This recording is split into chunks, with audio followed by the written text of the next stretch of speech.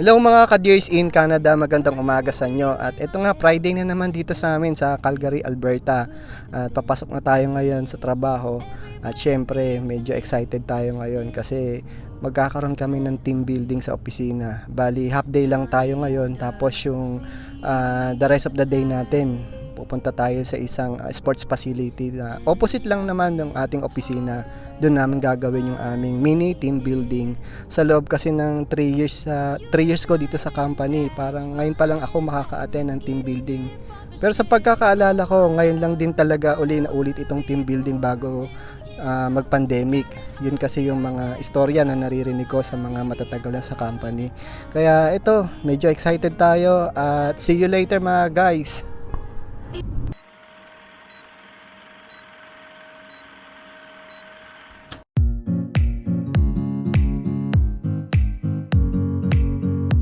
Tapos na nga dito yung unang bahagi ng aming team building. Bali nagsalita lang naman yung may-ari ng company at yung mga boss namin. So after nga nun is ito, nagla-lunch na kami. Siyempre bumabaha ang pizza at yung mga chicken wings na unlimited. At ito, after nito pupunta na rin kami doon sa sports facility na malapit lang din dito sa opisina.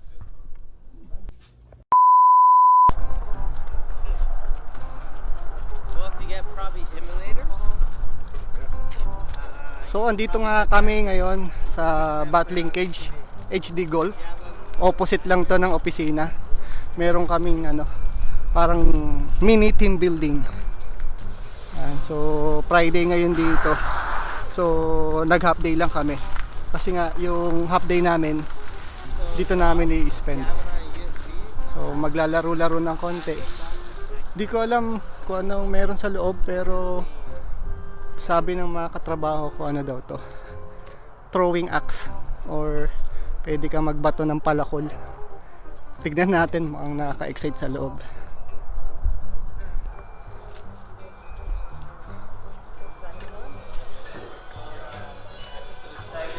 One eternity later. So ito nga yung loob ng sports recreation center na to. Meron ditong indoor softball. Hindi siya baseball kasi malalaki yung bola niya pang softball siya. So, yan. Try natin ito mamaya.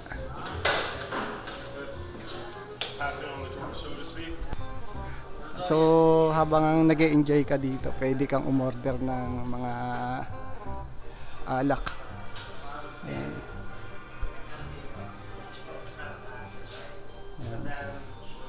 So sabi ng mga boss namin, maglalabas muna kami ng aming stress. 2,000 years later. Kumpleto nga pala yung softball simulation area nila dito. May computer kung saan pwede mong i-program yung pangalan mo para pagtapos mo maglaro, makikita mo yung score mo. Meron din silang pinahihiram dito ng mga baseball bat or softball bat. Kung wala kang dalang personal, ito mayroon kang magagamit. Meron din dyan mga protective helmet.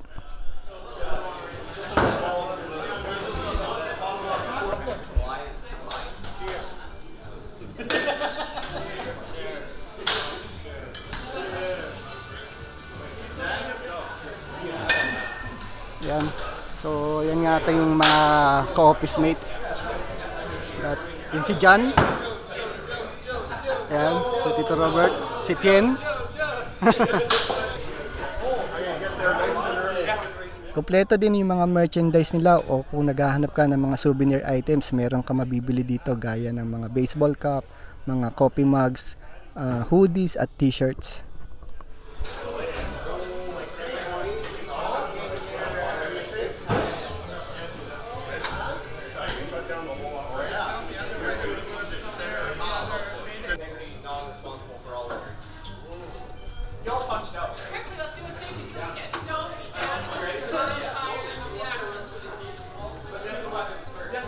So yun nga, nagkaroon kami ng groupings.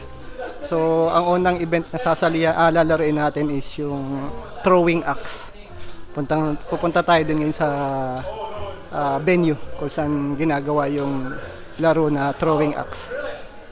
So ang kakampi ko nga ay si Tito Robert, ako, tapos yung dalawang magkapatid, si Henry tsaka si Roberto.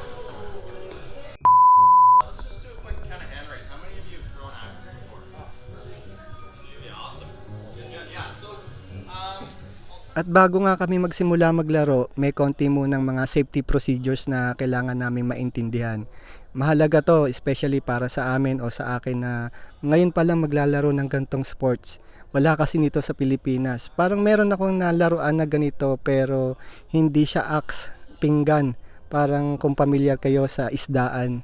Una kong nalaro tong taksyapo yung tawag nila doon, kung saan ibabato mo yung mga babasagin, yung mga pinggan, ibabato mo sa dingding. Maraming mga nakasulat doon sa wall na yon, mga frustration sa buhay, mga galit mo, mga inis mo, papatamain mo doon yung pinggan. Parang ganun yung concept. Pero ito naman is talagang totoong palakol. Magandang outlet din to para ma-release mo yung mga frustrations mo, mga stress mo sa buhay, mga problema mo at mga negative vibes sa buhay mo. Isipin mo, nakadikit siya doon sa wall kung saan mo patatamain yung palakol. Excited na nga ako maglaro nito. Siyempre, sino ba naman ang hindi ma-excite?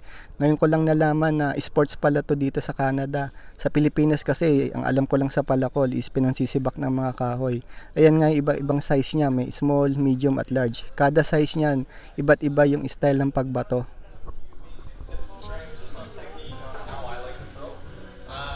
At ayun nga, gaya nga ng sinabi ko, pinaliliwanag na sa amin ng aming instructor kung paano ibinabato yung palakol.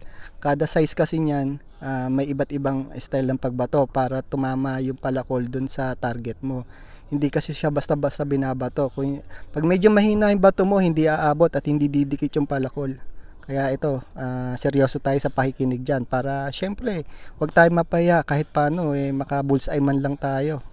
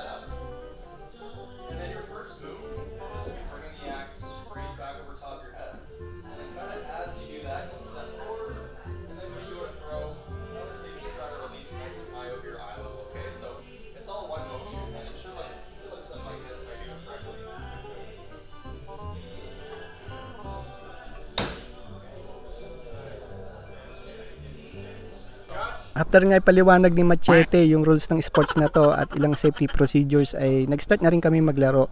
Syempre lamang yung mga Canadian dahil sports nila to at libangan nila. Kaming mga Pilipino gaya ni Tito Robert ay lahat ng bato namin ay tumatalbog lang dun sa target. Kaya wala kaming na-score kahit isa. Nice. Did you guys hear the rules? After nga namin maglaro ng axe throwing ay pumunta na kami dito sa huling sports na lalaruin namin, yung golf. Andito kami sa golf simulation room at pinaliliwanag lang sa amin ng boss namin kung ano yung mga rules naman ng sports na to. Bali kasi magaling na golfer to kaya siya na yung nagbibigay sa amin ng instruction. As usual kami pa rin yung magkakampi nila Tito Robert at yung dalawang magkapatid. Tignan natin kung meron tayo ipapanalo kahit isang hole man lang. At dito na nga natapos yung masayang team building natin para sa araw na to. Maraming salamat sa panonood nyo ng vlog natin na to at pagsuporta sa ating channel. Sana po huwag nyo kakalimutan lagi mag-like, share, and subscribe. At hanggang dito na lang at see you to our next one. God bless and paalam!